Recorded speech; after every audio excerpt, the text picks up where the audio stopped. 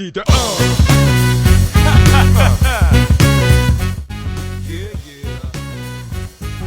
一直叫做孫中嘅環學咁啊呢個長野縣殺啫，曾經有個十大殺嘅，呢個我所講嘅人叫做過殺研究。係，咁意思係即係佢入咗樽之後冇再加工成分，冇再加鹽，冇再加水，用一啲可以處理嘅。功能呢一種咁你落嚟講做爆嘅味道。係，咁啊呢一副叫做 First 咁都係初陣，我揀定嗰個 brand 嘅初陣。咁呢個牌子嚟講咧，基本上佢做嘅嘢係有少少酸味，同埋有少少口感。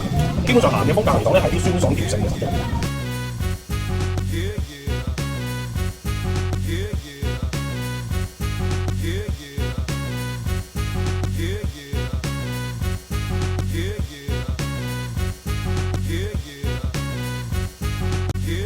即係你講嘅個所謂酒嚟嘅，個經典中國廣州嘅奶最出名。咁廣州嚟講有隻米種出名叫做明島山同埋個字又好出名，專係白色嗰種車去影個海邊嘅白色區，嗰度就係明島，就係嗰度。嗰度種嘅山田都係一個名產嘅山田。咁我哋講到但係個酸同埋幾長，即係呢兩樣嘢都話晒都幾有價。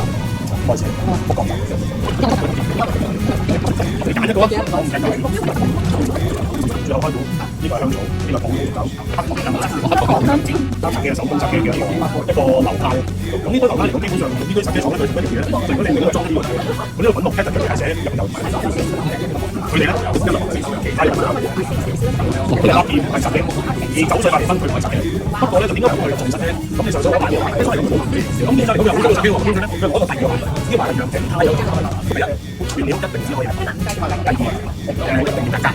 咁呢啲所以咧呢兩個咧佢加入咗其他嘅成分，好似一個我成日都問佢點解佢唔係茶嘅咧？一邊佢斟出嚟係好似做米飯咁樣，係啊，咁唔好自己嘅，咁落嚟都幾有因為佢唔係啲酒精嘅，比較似你覺得佢茶嘅好味，